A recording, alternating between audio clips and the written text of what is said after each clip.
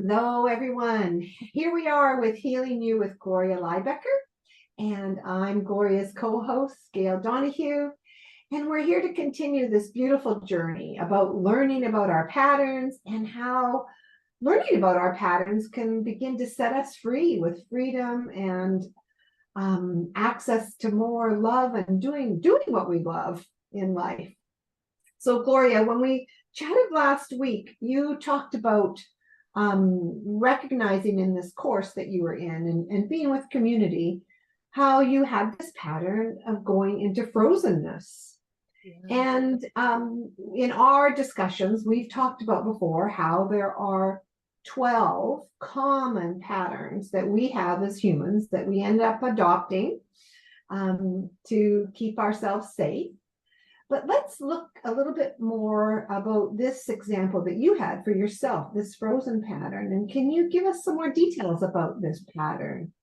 Yeah, well, that pattern, thank you, Gail. It comes up for me when I'm stretching myself to grow, to be who I came here to be.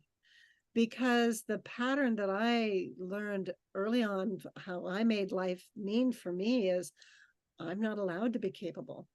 I'm powerless, and I'm never allowed to be angry either.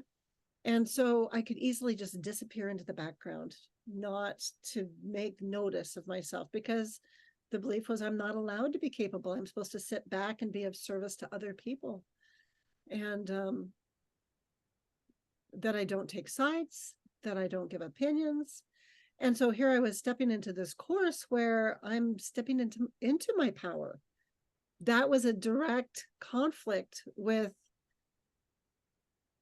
who I believed I was.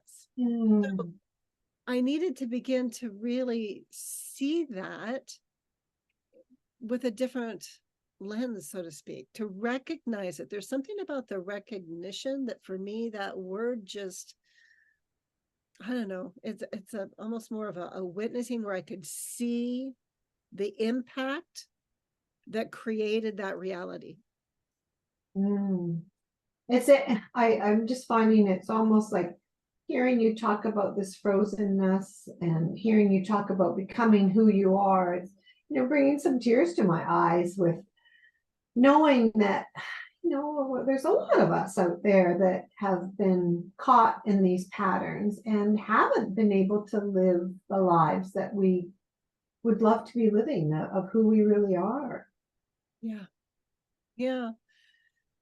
And so that pattern that I had, it really, how I would compensate for that is that I would do my best to avoid conflict or any kind of tension. And that would cause a confusion inside me where I wouldn't even know my own direction. I remember when I met my husband, he asked me, what would you like? Because I met him, he was a contractor, and I was going to be remodeling my house. And when he asked me, what would you like? It was a thunderbolt to me, because I'm like, nobody asked me what I would like. That was part of my pattern. I didn't give opinions. And so when I reflect back, I can see these different times in my life where it's like, oh my gosh, that is totally what I've done. That is totally how I've shown up. I'm not making it wrong. It's just like, wow, it's so obvious to me what my patterns can be.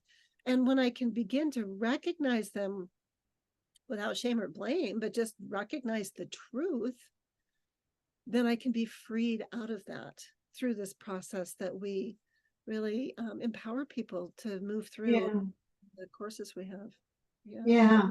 And I just want to pull a thread here that I think is really so important because of our journey together and what we've been sharing, that in recognizing these patterns and being able to see the truth, as you described, and see the truth without shame and blame, how important it is to do it in community with someone else alongside you. It just makes the difference of not being alone. And see these patterns. Yeah, because most of us have those moments where we feel utterly alone. Yeah. Well, thank you, Gloria, for giving us some more of that information and details about the pattern. And if you're interested in hearing what other common patterns there are as for us as humans that we adopt to try to figure this out, tune in to our next session, and we'll hear a little bit more about these patterns. Yeah, Thank you, Gloria. absolutely. Thanks, Gail.